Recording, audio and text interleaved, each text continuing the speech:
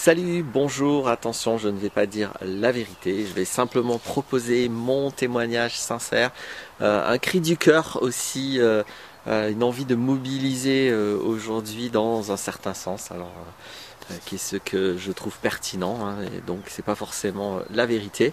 Pour autant, maintenant que j'ai bien cadré que c'est bon, je suis conscient que je vais juste donner mon point de vue, je vais pouvoir librement l'affirmer avec toute la force que je souhaite utile. L'un n'empêche pas l'autre. Et le sujet va être à travers l'actualité de la guerre en Ukraine, quelque chose qui me semble beaucoup plus profond, quelque chose ce à quoi j'invite depuis le début de cette chaîne, surtout au niveau citoyenneté. Donc c'est une vidéo qui va surtout remplir le sujet d'être un citoyen consciencieux. Allez voir, en passant, j'ai refait toutes les playlists, donc l'intégralité de mes vidéos, donc il y en a, je sais même plus, il y en a plus de 400, plus de 450, enfin ou dans les 400-450, sont classées à travers différents sujets.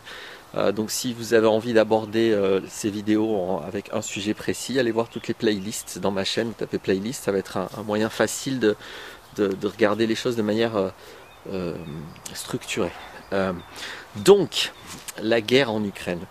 Alors, je vais pas trop, je vais pas chercher à informer là-dessus. C'est pas mon boulot, ça c'est le vôtre. Moi, j'ai déjà donné des moyens. Si vous allez chercher, si vous tapez Laurent Martinez, s'informer, information, médias. J'ai déjà donné. Moi, mon truc, c'est pas trop de diriger les gens, de leur dire quoi penser ou quoi faire. C'est plutôt de les rendre libres d'avoir des outils pour fonctionner eux-mêmes de manière souveraine. Donc, j'ai déjà donné des moyens de s'informer plus sérieusement. Donc, je vais pas informer sur l'Ukraine, juste quand même ce qui est alors il est possible que parfois mon ton manifeste un peu d'impatience parce que à la fois il y a de quoi, mais ceci dit, je connais mon identité virtuelle derrière ça, donc peu importe les émotions qui peut-être transparaissent, c'est pas mes émotions qui comptent, on s'en fout, ça parle de moi. Ce qui compte, c'est les idées que je propose. Vous verrez si elles vous parlent, si elles ont un sens pour vous ou pas. Donc en gros quand même, la guerre en Ukraine a commencé il y a 8 ans. Des populations civiles sont bombardées depuis 8 ans en Ukraine. Donc là, tout le mass média fait comme si la guerre a commencé il y a 3-4 jours. C'est une manipulation tellement monumentale que c'est là qu'il y a de l'impatience. Je ne comprends pas que tant de gens se laissent avoir, y compris des gens qui sont supposés, je sais pas, être intelligents, être un peu informés, ou voilà. Il y a tant de gens qui ont l'impression là d'avoir de la compassion pour les Ukrainiens. Moi, ça fait 8 ans que je m'intéresse à l'horreur qui s'arrive aux Ukrainiens. Et puis pourquoi on s'en fout de ce qui se passe au Yémen, pourquoi on s'en fout de ce qui se passe en Éthiopie, au Mali, en Côte d'Ivoire, en Syrie, c'est pas fini l'histoire, en Irak, en Afghanistan, tout ça c'est pas fini, ou même au Venezuela, en Bolivie, partout où l'Occident a des ressources qu'il cherche à piller. Donc si vous voulez vraiment vous occuper des gens qui souffrent, comment ça se fait que vous le faites, quand je dis vous, c'est peut-être que toi qui regarde cette vidéo, tu fais pas ça. Hein. Donc je m'adresse, même si là mon propos n'est pas rigoureux, le vous là s'adresse aux personnes, mais qui ont l'air très nombreuses, qui manifestement ont l'empathie, la sensibilité intégralement pilotée par le mass média, qui leur dit de quoi ces gens-là doivent s'offusquer, quand, comment, dans quel sens, qui sont les gentils, qui sont les méchants. C'est très inquiétant de voir avec quelle facilité on peut dire aux gens où leur sensibilité doit s'orienter, sur quel sujet, dans quel sens, etc. Je trouve ça excessivement inquiétant. Si sérieusement vous voulez vous occuper d'avoir un peu d'empathie pour ce qui se passe ailleurs dans le monde, je vous encourage à le faire avec un minimum, juste un tout petit peu d'autonomie, un tout petit peu de liberté, de vous intéresser aux sujets qui ont un sens pour vous au moins, ou en tout cas aux peuples qui ont un sens pour vous, ou d'avoir de ne pas avoir comme ça des larmes de crocodile et des deux poids deux mesures absolument choquants, je dirais, ou criminels, on pourrait même oser dire là en l'occurrence, parce que de toute évidence certains peuples c'est ok si on les bombarde, d'autres pas, et là ça devient absolument débile, parce que, enfin débile, non, je vais pas changer mon terme, ça devient, c'est innommable en fait, on peut vraiment pas nommer comment c'est possible que ça fait 8 ans que des Ukrainiens sont bombardés, pas tous, mais des Ukrainiens sont bombardés, et ça c'est ok, et depuis 3 jours c'est plus ok. Donc c'est quand même, pour ceux qui s'intéressent à ce qui arrive aux Ukrainiens depuis 8 ans, c'est très très très choquant, c'est très révoltant de voir cette espèce de bonne conscience qui est à l'opposé intégral d'un minimum de considération, d'amour, de bonne conscience, de solidarité. Donc toute cette prétention dégoulinante est clairement à l'opposé de la réalité.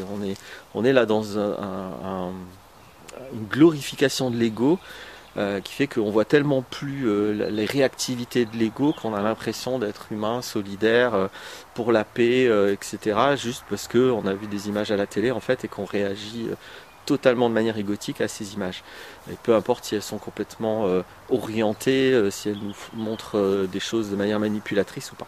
Donc je n'avais pas prévu de faire aussi long sur ce que je trouve choquant vis-à-vis de ça, mais ce qui m'intéresse là dans cette vidéo, c'est surtout, étant donné que, après tout, beaucoup de gens aujourd'hui sont mobilisés par la guerre en Ukraine, tant mieux à la limite. Je vous décourage de penser que vous ne pouvez rien faire, parce que c'est le deuxième réflexe qui vient, hein. Donc bon, les médias vous disent quelle guerre nécessite votre révolte, comment c'est, il me manque un mot que je cherche là depuis tout à l'heure. C'est pas offusquez-vous, il y a un mec là, qui avait fait un livre. Bon, c'est pas très important. Donc, quand c'est plus les médias qui vous disent de vous offusquer pour l'un l'autre, si vraiment sérieusement vous voulez regarder, ne pensez pas que vous ne pouvez rien faire. C'est pas vrai que vous pouvez rien faire en fait. Nous pouvons tout faire. Ce qui se passe en Ukraine, c'est juste la répétition, mais ça fait des décennies, je pourrais dire des siècles, que la même histoire se reproduit tout le temps, si on enlève les nuances, les détails, etc. Bon, il y a les Européens qui vivent largement au-dessus de leurs moyens, qui n'ont pas les ressources adaptées pour leur mode de vie, qui doivent donc trouver des moyens. Alors quand je dis les Européens, ils se sont importés en Amérique, hein, et d'ailleurs les Européens ont détruit toutes les cultures, toutes les vies qu'il y avait en Amérique. Ce qu'on appelle aujourd'hui les Américains, c'est quand même issu de l'Europe, hein, c'est les mêmes. Donc pour moi, quand je dis européen, ou je pourrais dire le monde occidental, ou je ne sais pas quel mot utiliser, mais il y a cette espèce de culture qui elle-même se prétend démocratique et qui pille les ressources partout sur la planète parce qu'elle a une vie bien au-delà des ressources. Il n'y a pas du tout en Europe les ressources pour le mode de vie des Européens. Donc il faut bien que ces ressources viennent de quelque part. Donc il faut bien qu'il y ait des psychopathes qui fassent pour nous, pour notre frigo, pour notre voiture, pour notre ordinateur, pour notre connexion internet, pour nos téléphones, qui fassent pour notre travail, pour nos voitures, pour nos routes, nos usines, etc. Il faut bien qu'il y ait des psychopathes qui aillent piller les ressources nécessaires quelque part, hein, et qui soient prêts à tous les moyens pour ça. Donc l'Ukraine, sans rentrer dans les détails de qui sont les gentils, qui sont les méchants, n'est qu'une une répétition sempiternelle de toujours ce schéma-là. Donc bien sûr que nous pouvons y faire quelque chose puisque nous sommes à la racine les principaux responsables. C'est notre mode de vie qui nécessite étape par étape, couche par couche, qu'au final ceci se passe. Alors bien sûr c'est pratique de dire ouh il y a un gros méchant qui fait du mal à des gentils. Si on y regarde avec un petit peu plus de sérieux, on voit bien que en fait il y a un enjeu de ressources comme toujours et que c'est à nous que les ressources vont éventuellement revenir, ou si on perd la guerre, alors le on évidemment il est capable de se cacher derrière différentes couches d'organisation, d'armée, de terrorisme, de pays, etc. Mais que si on perd la guerre, on n'aura pas ces ressources. Si on gagne la guerre, on aura ces ressources en fait. Mais la guerre dépend et procède directement de notre mode de vie. Donc bien sûr que si, nous pouvons y faire quelque chose, et pas seulement pour les Ukrainiens, mais peut-être aussi pour les Yéménites, pour les Palestiniens, pour les Irakiens, les Syriens, les Libyens, les gens en Afrique où l'Europe installe des gouvernements depuis toujours. Donc est-ce que sérieusement, à un moment donné, on va se dire ça va vraiment pas de vivre au-dessus de nos moyens?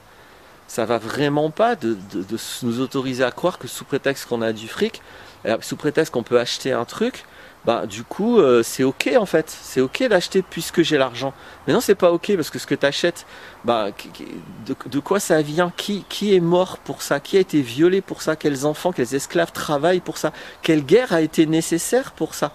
Est-ce que simplement on pourrait inclure ça dans notre quotidien, parce que ça c'est du quotidien. Quand je prends l'essence dans ma voiture, est-ce que je peux avoir confiance? Alors soyons clairs, moi tout seul ou toi tout seul, effectivement tu ne peux pas faire grand chose, à part quand même, ça dépend où en est ton mode de vie, à part changer ton mode de vie, mais c'est sûr qu'il nous faudrait à un moment donné avoir un petit peu de maturité collective pour s'organiser et dire vraiment ça va pas du tout notre mode de vie. Il faudrait que radicalement, non pas on prie pour la paix, machin, on envoie des fleurs, on met des drapeaux. Est-ce qu'on va continuer à avoir des réactivités égotiques symboliques devant des drames humains qui sont même pas mesurables tellement c'est monstrueux à chaque fois qu'il y a une guerre, à chaque fois qu'il y a des pillages, c'est incommensurable de souffrance, de détresse, de crimes, de tout ce qu'on veut.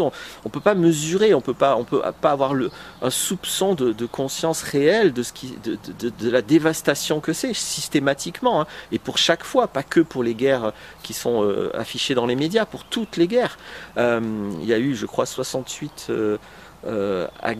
attaques, je sais plus si c'est des attaques militaires, on va dire, sur le Yémen là ces derniers jours par exemple, juste pour vous donner une indication, hein. Mais peut-être les Yéménites vous en foutez, ou peut-être vous savez, est-ce que vous savez qu'il y a une guerre au Yémen? Est-ce que vous savez pourquoi il y a cette guerre? Est-ce que vous savez pourquoi les médias et les occidentaux sont d'accord avec cette fois les bombardements des civils? Est-ce que vous savez pourquoi? C'est un exemple, hein, je pourrais vous dire pareil avec des tas d'autres pays. Si vous vous occupez de ces conséquences-là, vous pouvez que dire, bah, on n'y peut rien, là c'est sûr, c'est trop tard en fait, donc c'est fini. Vous pouvez plus rien faire pour ces gens là, qui vont être bombardés ou qui ont été bombardés. Ils sont bombardés en Ukraine en fait, selon si on est russophone ou pas, bah, on va être bombardé par les uns ou par les autres. Et puis selon si on habite proche d'endroits militaires ou pas, voilà, il y a plein de choses qui vont faire qu'on est bombardé, mais à ça c'est clair, on pourra rien changer, c'est trop tard. Mais est-ce qu'on peut penser aux prochaines guerres? Parce qu'il y en aura. Les prochaines, celles dans 400, 5 ans, si on ne s'est pas tous autodétruits d'ici là, il y en aura d'autres parce que nous, on va continuer à fonctionner d'une manière qui est complètement insensée et qui va nécessiter qu'on pille des ressources parce que sinon on ne pourra plus. Et donc, est-ce qu'à un moment donné, on va radicalement changer de mode de vie et on va essayer de s'organiser tous ensemble pour le faire? Alors j'ai parlé pour donner, pour pas seulement dire est-ce qu'on va faire quelque chose, poser des questions, pour pas seulement vous encourager. Il y a le réseau Solaris par exemple en ce moment, je sais pas qu'est-ce qu'il adviendra de lui, comment il sera utilisé. Je dirais c'est une piste, c'est une porte qui peut-être permettrait de commencer à radicalement, donc radicalement ça veut dire aller à la racine, ça veut pas dire être extrême, être radical, hein. Être radical c'est le minimum qu'on puisse faire quand on a un problème, puisque quand on a un problème il faut aller à la racine du problème pour le dépasser, ça veut dire qu'il faut être radical. Donc est-ce que radicalement on peut changer de mode de vie? Est-ce qu'on peut abandonner totalement toutes nos habitudes et toute notre façon de penser notre futur, de penser la carrière qu'on va avoir, les biens qu'on va pouvoir obtenir en ayant cette carrière, notre retraite? Est-ce qu'on a à un moment donné le minimum de courage, au lieu de faire semblant d'avoir de l'empathie pour les autres, de se dire bon, tout ça, ça va pas, parce que ça nécessite de manière absolue des guerres, ça fait des siècles que c'est comme ça. Est-ce que on va arrêter tout ça? Est-ce qu'on va abandonner tout ça? Et est-ce qu'on va construire un nouveau futur? Est-ce qu'on est capable de se dire notre mode de vie ça va vraiment pas? C'est vraiment indirectement criminel comme mode de vie, c'est complètement inhumain comme mode de vie si on prête à l'humanité des intentions plus pacifiques, plus solidaires, plus fraternelles, plus honnêtes aussi simplement. Et est-ce que on a les couilles et on a les ovaires de se dire allez, ça fout grave la trouille, c'est super effrayant, mais est-ce qu'on commence à sérieusement faire des pas pour arrêter un mode de vie qui fait que là en ce moment des Ukrainiens sont bombardés, mais que de toute façon plus tard il y en aura d'autres qui seront bombardés, parce qu'il faut bien remplir l'essence dans ma voiture, il faut bien qu'il y ait de l'asphalte pour mes routes, et il faut bien que j'ai de l'électricité pour toutes mes machines que j'utilise juste pour moi et que j'ai pas envie de partager avec d'autres, parce que de toute façon je sais plus partager, moi je sais plus que acheter dans des magasins le fric que j'ai en le dépensant, mais partager une vie avec d'autres humains, en fait je sais plus faire. Les animaux savent faire, les singes savent faire, mais moi je sais plus faire. Je sais plus vivre avec d'autres gens comme moi, humblement, avec les ressources dont on dispose. C'est-à-dire, je sais plus raisonner à l'endroit, c'est-à-dire dire ok, bon, quelles sont les ressources renouvelables dont je dispose, et du coup je vais adopter un mode de vie par rapport aux ressources que j'ai. C'est la seule, il me semble, manière un petit peu réaliste, un petit peu adulte, un petit peu mature, un petit peu consciencieuse de faire. C'est pas comme ça qu'on fait, nous. On est tous centrés sur nos besoins. J'ai besoin, j'ai envie en général de ce que la télé me donne comme envie. Du coup, j'ai qu'à avoir le fric pour l'acheter, tout va bien. En fait, oui, tout va bien pour moi, en fait. Mais c'est la catastrophe pour tous les gens qui vivent là où il y a eu les ressources nécessaires pour faire le truc dont j'ai besoin, parce qu'à la télé, on m'a dit que c'était trop cool. Donc, c'est assez simple, en fait, quand même, je trouve. Si on s'éparpille pas dans les choses périphériques, si on tombe pas dans les identités, dans les comment je peux dire, dans les regroupements idéologiques, religieux, évidemment qu'on va pouvoir être du coup pour ou contre tel ou tel camp. Si j'abandonne tout ça, là, si j'abandonne mes identifications, et si je prends du recul sur les faits, juste les déroulements des faits, les causes et les conséquences, il me semble que c'est assez simple de voir quelles sont les causes de toute cette violence et de toute cette horreur, et l'important c'est, est-ce que au lieu de viser des méchants en me donnant bonne conscience, est-ce que je suis capable de voir en quoi je suis un méchant, en quoi je participe à ces horreurs là, et en quoi je peux faire de mon mieux pour sérieusement prendre des décisions, agir pour arrêter de participer à cette violence. Ça, je peux le faire. Je dis pas que je peux pas arrêter la guerre en Irak, mais c'est pas ça le sujet. Le sujet, c'est est-ce que maintenant je peux sérieusement agir, je peux être un élément d'une solution qui va radicalement changer le mode de vie. Est-ce que je peux avoir l'honnêteté de voir que ce qu'on a mis en place comme mode de vie, c'est pas possible. Et c'est le problème, c'est juste pas possible. De toute façon, c'est en train d'être en décadence, et de toute façon ça va s'écrouler parce que c'est pas possible. Parce qu'on ne va pas pouvoir continuer simplement à consommer ce qu'on n'a pas. Et c'est pas une solution d'aller le voler chez les autres. Soyons sérieux, c'est ça qu'on fait, de tas de manières cachées, de tas de manières tellement indirectes qu'à un moment donné, j'ai peut-être plus l'impression de le faire, mais ça demande honnêtement pas beaucoup de recherche. Alors évidemment, cherchez pas sur le mass média, c'est pas eux qui vont vous informer, mais ça demande vraiment pas beaucoup de recherche et de bonne foi, d'honnêteté, pour faire le lien entre une guerre quelque part et mon smartphone ou mon gaz ou mon pétrole. Franchement, je pense qu'on arrive à des moyens d'information qui font que si sérieusement j'ai cette intention honnête de me dire ok, en quoi je suis responsable du fait que les Ukrainiens se prennent des bombes sur la gueule maintenant, franchement je vais trouver assez vite en quoi je suis responsable de ça. Et ça sert à rien d'aller pointer les responsabilités ailleurs, parce que je peux rien y faire. Et c'est sûr que si je pointe les responsabilités ailleurs, je vais en arriver à dire ah bah ouais, mais bon, moi je peux rien faire pour la guerre, tant pis pour leur gueule, et puis pas tant pis, je vais mettre un petit drapeau sur mon Facebook et tout va bien. Non, c'est pas vrai, je suis responsable, et au lieu de pointer responsabilité ailleurs, je vais regarder les miennes, et après de tout mon cœur je vais changer de vie pour arrêter d'être responsable ou co-responsable de ça. C'est l'invitation que je vous fais, non pas parce que j'ai pas envie d'avoir une position morale et de vous dire ce que vous devez faire. Je surfe juste sur, si vous faites partie des gens là qui prétendaient avoir la moindre considération pour les Ukrainiens, voilà mon discours sur la question. Vous voulez considérer les Ukrainiens, je vous propose une manière de les considérer qui me semble consciencieuse, qui me semble responsable et pas égotique et symbolique. Voilà, maintenant faites ce que vous voulez de mon témoignage, de mon discours, de mon appel, de mon cri du cœur. Le réel est plus fort que toi dans tous les cas, quand il y a des gens qui se goinfrent en consommant plein de ressources, il y a des effets sur le réel à ça. Ça peut pas être autrement. À bientôt pour d'autres vidéos.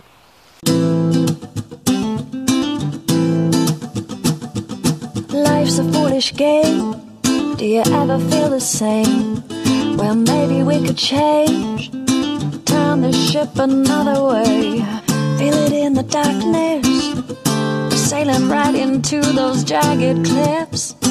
Yeah. Some say we've always been insane. Hey, life's a foolish game.